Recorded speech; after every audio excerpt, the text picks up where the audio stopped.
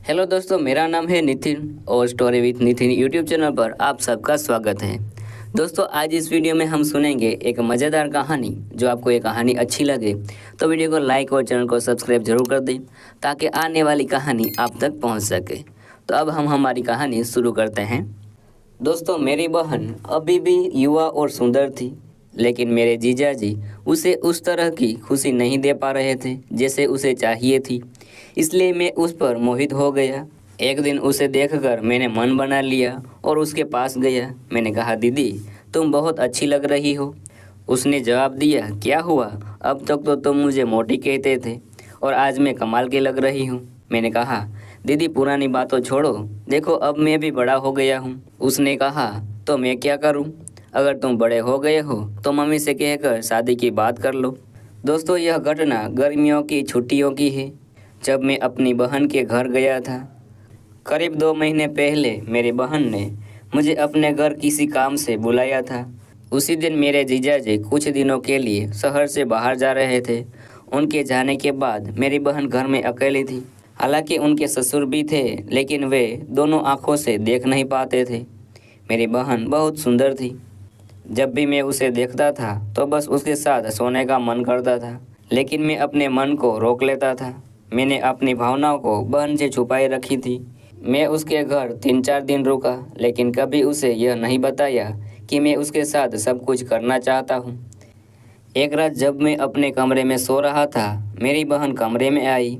मुझे आदत थी कि मैं हमेशा दरवाज़ा खोलकर सोता था। मैंने पूछा, दीदी क्या हुआ, कुछ चाहिए क्या? उसने कहा, योगेश मुझे नींद नहीं आ रही है। मैं उठ गया और उनसे कहा, चलो बैठकर बातें करते हैं। मुझे लगा कि उसके मन में कुछ और है, क्योंकि वह बार बार मेरी आंखों में देख रही थी। मैंने कहा, ठीक है दीदी, चलो बातें करते हैं, और जब तुम्हें नींद आ जाए तो अपने कमरे में सो जाना। हम बातें करने लगे और कब नींद आ गई पता ही नहीं चला। सुबह जब जागा तो देखा कि मेरी बहन मेरे सामने सोफे पर लेटी है। मैंने उसे जगाया तो वह चौंक कर उठी और बोली, तुम मेरे कमरे में क्या कर रहे हो? मैंने कहा, दीदी तुम खुद रात को मेरे कमरे में आई थी और कहा कि मुझे नींद नहीं आ रही है, चलो हम बातें करते हैं। मेरी बहन इधर उधर देखने लगी और बोली, मुझे कुछ याद नहीं है। मैंने कहा, पहले देखो तुम मेरे कमरे में हो, मैं तुम्हारे कमरे में नहीं। फिर वह उठी और अपने सिर को खुजलाते हुए अपने कमरे में चली गई। मेरी बहन की बातें सुनकर मैं सोचने लगा कि वह इतनी जल्दी सब कुछ कैसे भूल गई। खैर, मुझे रात को बहुत मज़ा आया था। मैंने कभी नहीं सोचा था कि मुझे अपनी बहन के साथ इतना बड़ा मौका मिलेगा, और उसे रात के बारे में पता होता तो मुझे ज़्यादा डांट पड़ती। मेरे जीजाजी को शहर से बाहर गए हुए लगभग 2 हफ्ते हो गए थे, लेकिन उनका कोई पता नहीं था। जब भी मेरी बहन उनको फ़ोन करती, उनका फ़ोन बंद आता था। वह तो परेशान होने लगी कि आखिर जीजाजी इतने दिनों से घर क्यों नहीं आई। मेरी बहन ने कहा, योगेश कुछ करो, तुम्हारे जीजाजी अभी तक वापस नहीं आए, मुझे बहुत चिंता हो रही है। मैंने कहा, दीदी मैं क्या कर सकता हूँ, मेरी तो कोई बड़ी जान पहचान भी नहीं है। अगले दिन मेरी बहन रोते हुए मेरे पास आई। उसे देखकर मैं डर गया और पूछा, दीदी क्या हुआ? उसने कहा, अभी थोड़ी देर पहले एक अनजान नंबर से फ़ोन आया था और उन्होंने कहा कि तुम्हारे जीजाजी का एक्सीडेंट हो गया है और वह 1 हफ्ते से सरकारी अस्पताल में भर्ती है। हम तुरंत उस अस्पताल पहुंचे जहां जीजाजी भर्ती थे।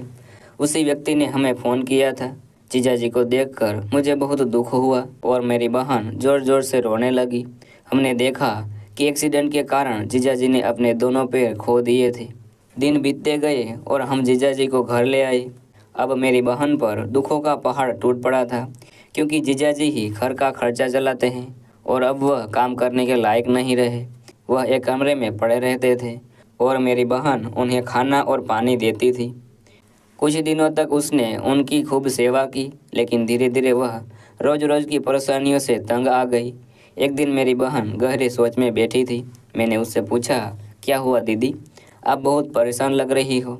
उसने कहा, योगेश मेरी ज़िंदगी बर्बाद हो गई है। मैंने कहा, दीदी किसी ने जानबूझकर तो यह नहीं किया, अगर आप इसी चिंता में डूबी रहोगी तो कुछ नहीं होगा। उसने कहा, मेरी ज़िंदगी का क्या होगा? मैंने कहा, दीदी मैं समझा नहीं। उसने कहा, तुम्हारे जीजा जी के साथ पूरी ज़िंदगी कैसे बिताऊंगी? मैंने कहा, दीदी आप परेशान मत हो, कोई ना कोई रास्ता ज़रूर निकलेगा। उसने मेरा हाथ पकड़ा और कहा, योगेश अब तुम ही कुछ कर सकते हो। मैंने कहा, दीदी मैं क्या कर सकता हूँ?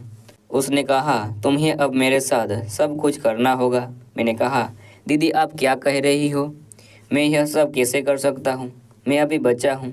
उसने कहा, उस रात तुमने बिना पूछे सब कुछ किया और अब जब मैं खुद तुमसे करने के लिए कह रही हूँ तो तुम मना कर रहे हो। उसने हाथ जोड़कर कहा, योगेश बस कुछ दिनों के लिए मेरा साथ दे दो। जब मेरा काम सफल हो जाएगा तो मैं सब संभाल लूँगी। मेरी बहन की परेशानियाँ देखकर मैंने उसके साथ सब कुछ करने के लिए हाँ कर दी। अगले दिन उसने मुझे एक ठेला और एक सूची दी। मैं बाजार से सामान लेने चला गया। जब मैं सामान लेकर लौटा मैंने पूछा, दीदी तुम इतने सारे आम, गाजर और मूली का क्या करोगी? उसने कहा, बस देखते जाओ मैं क्या करने वाली हूँ। शाम 5 बजे उसने कहा, सुनो तुम्हारे जीजाजी सो रहे हैं, चलो हम पिछले वाले कमरे में थोड़ा अभ्यास कर लेते हैं। मुझे अंदर से बहुत खुशी हो रही थी कि आज मेरी बहन मुझे जन्नत का मज़ा देने वाली थी। उस रात मुझे इतना मज़ा नहीं आया था क्योंकि उसमें उसकी मर्ज़ी नहीं थी, लेकिन आज वह खुद मेरे सामने सब कुछ करने के लिए उत्सुक थी। कमरे के अंदर जाते ही उसने दरवाज़ा बंद कर दिया। मैंने पूछा, दीदी दरवाज़ा क्यों बंद कर रही हो? क्या जीजाजी सुन लेंगे? उसने कहा, अगर उन्होंने आवाज़ सुन ली तो गड़बड़ हो जाएगी। फिर उसने कहा, पहले कुछ काम कर लेते हैं। मैंने हामी भर दी। उसने मुझे एक चाकू पकड़ाया और कहा कि गाजर काटो जबकि वह आम काटेगी। मुझे समझ में नहीं आ रहा था कि वह क्या करने वाली है। जब मैंने सारी गाजर काट ली तो उसने कहा, अब जाओ और रसोई से सरसों का तेल ले आओ। मैंने सुझाव दिया कि बिना तेल के भी हो सकता है, लेकिन उसने कहा, बिना तेल के अचार कैसे बनेगा? तो मैं रसोई से तेल लाया और अपने विचार छुपाकर पूछा, दीदी तुम इतने सारे अचार का क्या करोगी? उसने कहा कि वह इसे बाजार में बेचेगी। मैंने पूछा, तुम यह कैसे करोगी? उसने कहा, तुम किस लिए हो? उसने कहा कि वह घर पर अचार बनाएगी और मैं उसे बाजार में बेचूंगा। हम लाभ को आधा आधा बांट लेंगे। मैंने उसकी योजना समझ ली और उसके साथ काम करने लगा। वह अचार बनाती और मैं बाजार में बेचता था। इससे हमें अच्छा खासा मुनाफा हो जाता था। दोस्तों इस कहानी के सभी पात्र और घटनाएं काल्पनिक हैं। हमारा उद्देश्य किसी धर्म या समुदाय को ठेस पहुंचाना नहीं है। तो दोस्तों आपको यह कहानी कैसी लगी वो कमेंट में ज़रूर बताना। और अगर आपको ये कहानी अच्छी लगी हो तो वीडियो को लाइक और चैनल को सब्सक्राइब जरूर कर देना ताकि आने वाली नई कहानी आप तक पहुंच सके। तो आज के लिए इतना काफ़ी है। मिलते हैं नई वीडियो में नई कहानी के साथ। तब के लिए भाई थैंक यू, टेक